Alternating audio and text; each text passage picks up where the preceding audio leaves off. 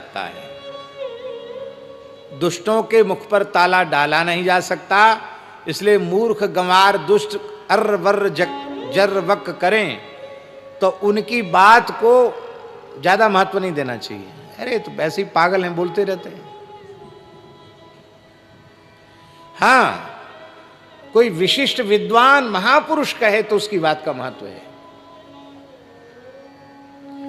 इसलिए हमारे यहां शास्त्रों में लिखा है, नीतिज्ञों ने कहा है, राधा कृष्ण जी, पंडित किसको कहते हैं? पंडित किसको कहते हैं?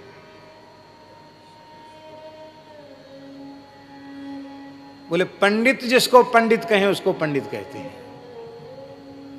पंडित जिसको पंडित कहें उसे पंडित कहते हैं। कुछ लोग ऐसे होते हैं, नारी सुपंडिता केचित, कुछ नारियों में पंडित होते हैं। नारियों में पंडित समझते हैं? ये माताएं बहुत भोली भाली होती है, साक्षात भगवती जगदम्बा शक्ति स्वरूपा हैं। हृदय इनका बड़ा निर्मल और पवित्र होता है। ये तो किसी भी वक्ता को 100 में 125 नंबर दे देती है। 100 नंबर का प्रश्न पत्र हो, ये 125 नंबर देती हैं। अरे महाराज, छोटे छोटे बच्चों को कहेंगे, इनको तो एकदम 4 वेद 6 शास्त्र 18 पुराण घोट के पी गए हैं। हाँ, ये तो महाराज सरस्वती सिद्ध है इनको, ऐसा कहने लग जाती माताएं। कोई छोटा बच्चा प्रवचन करे तो उनको क्या पता कि ये व्याकरण पढ़ा, न्याय पढ़ा, वेदांत पढ़ा कि नहीं पढ़ा। तो माताओं में पंडित बनना वो पांडित्य का प्रमाण नहीं है। माताओं का प्रमाण पत्र पंडितों की सभा में स्वीकृत नहीं है। तो दूसरा प्रमाण पत्र पंडित होने का, केचिन मूर्खेषु पंडिता, कुछ लोग मूर्ख लोगों में पंडित होते हैं। भीड़ इकट्ठी है तमाम मूर्खों की, शास्त्रज्ञ कोई नहीं है उसमें, हर बात पे ताली बजाते हैं। कई बात तो ऐसी ताली बजती है, कभी आप परीक्षा करना, व्यास जी कर सकते हैं, व्यास जी कुशल हैं, चतुर हैं। कभी ऐसी परीक्षा करना कि जहां ताली बिल्कुल नहीं बजानी चाहिए और ऐसे बोलना उस विषय को, लोग ताली बजाएं, फिर बाद में सोचेंगे अरे यहां तो ताली नहीं बजाना चाहिए था। तो जिनमें यह भी विवेक नहीं है कि कहां हाथ खड़ा करना, कहां ताली बजाना, क्या कहां नहीं करना, भीड़ ने जो किया सो ही कर दिया। तो केचिन मूर्खेषु पंडिता, कुछ बड़ी भारी भीड़ में, जनता में, मूर्खों के समाज में पंडित बन जाते हैं। नारीषु पंडिताः केचित केचिन मूर्खेषु पंडिताः। अब तीसरा, सभायाम पंडिताः केचित, कुछ सभा में पंडित होते हैं। वस्तुतः वो पंडित नहीं है, विद्वान नहीं है, पर हर विषय उनको इतना बढ़िया से रट करके तैयार है। लच्छेदार भाषा भी उनकी रटी रटाई है, वो उतना ही बोल पाएंगे, उससे आगे पीछे जन नहीं बोल पाएंगे। सप्ताह कथा की भी ऐसी तैयारी होती है कि कई बार ऐसे भी चतुर लोग होते हैं, नकल करने वाले लोग, कि जिस वक्ता की नकल करके वो सप्ताह की तैयारी करते हैं, वो वक्ता बीच में खांसता है तो उनको खांसी ना भी उठे, बीच में वो खांसते भी हैं। खांसी नहीं आ रही है, जबरदस्ती खांसते हैं। क्यों? बिल्कुल पूरी नकल करना है। रटा रटाया विषय तैयार है। संस्कृत में रट लो, अंग्रेजी में रट लो, कुछ भी बोलने लग जाओ। सभा में ताली बज गई। कोई सभा के पंडित होते हैं, कुछ ऐसे चतुर होते हैं जिनकी तैयारी कुछ नहीं, पर ऐसी प्रस्तुति करते हैं कि लोग कहते अरे पता नहीं क्या कहना चाहते थे। हमारे पूज्य धर्म संघ वाले गुरुजी सुनाते थे, बोले काशी में एक बड़ी सभा हो रही थी, सत्य घटना है। काशी में बड़ी सभा थी, बड़े बड़े विद्वान अपना वक्तव्य दे रहे थे। उसी में एक ऐसे महानुभाव भी उनको बोलने के लिए कहा गया जो वस्तुतः पंडितों की भाषा में कहें तो निरक्षर भट्टाचार्य थे।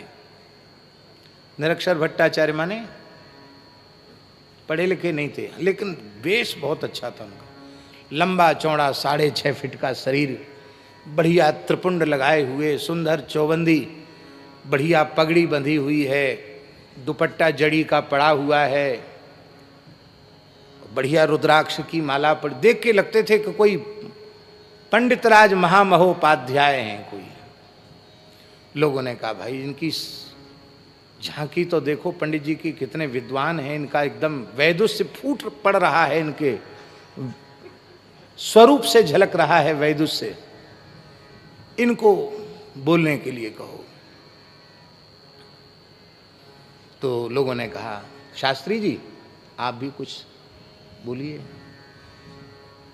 तो जिस विद्यालय के वो छात्र थे उनके प्राचार्य जी बहुत डर गए, बोले ये तो महामूर्ख है, खाली वेशभूषा ही इसकी बड़ी सुंदर है, ये पूरी नाक कटाएगा। बोले किस विद्यालय का विद्यार्थी है, वो किसका छात्र है, ये तो एक श्लोक भी ठीक से नहीं बोल सकता। वह गया, बड़ा गंभीर होके गया, बोला हरि ही ओम नमः सभाभ्यः।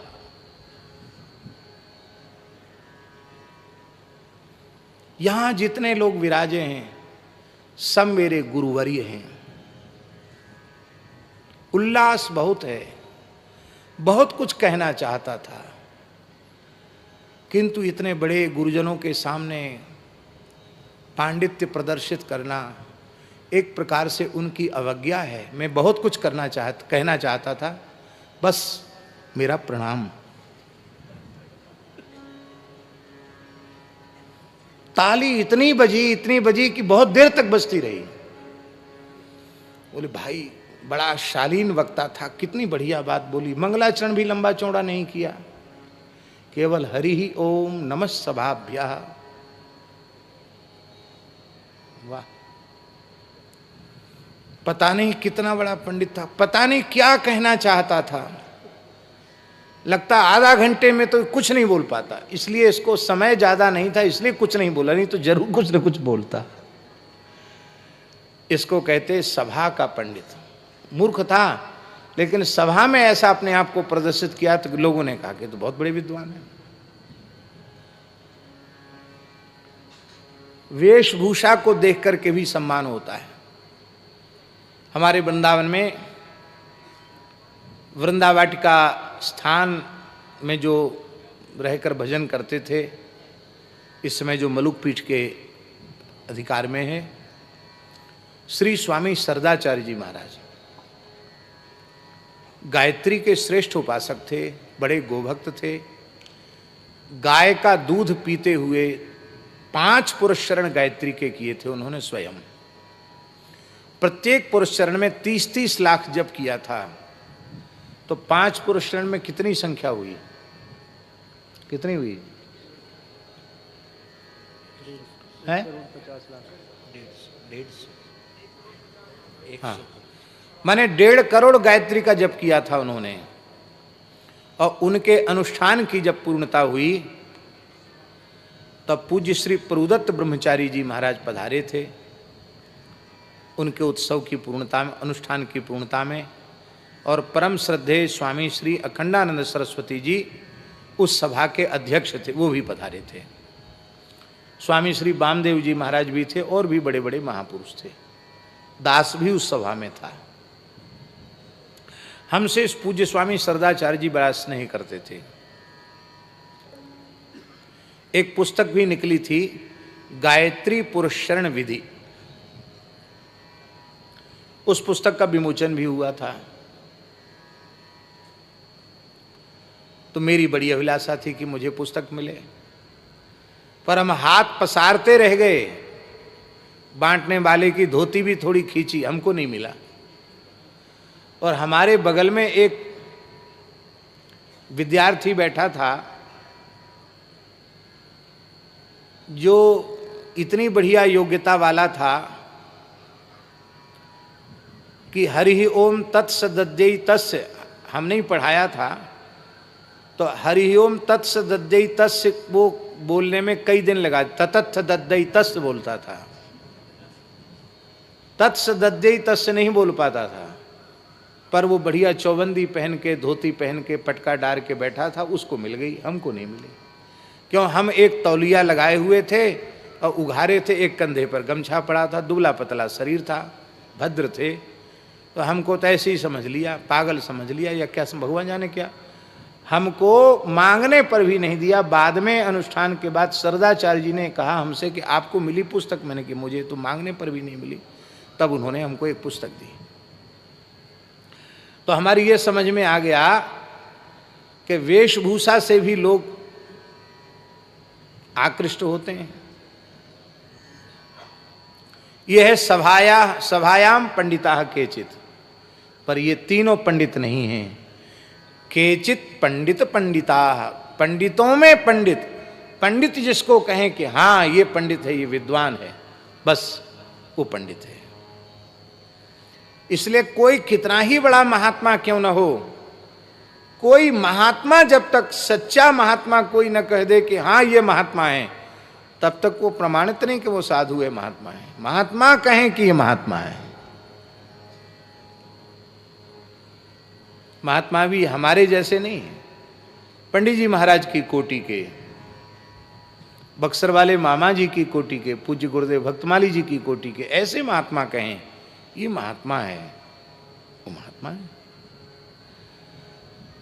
क्योंकि वे आप्त पुरुष हैं, वे जो कहेंगे वो यथार्थ ही कहेंगे, मुख देखी नहीं कहेंगे।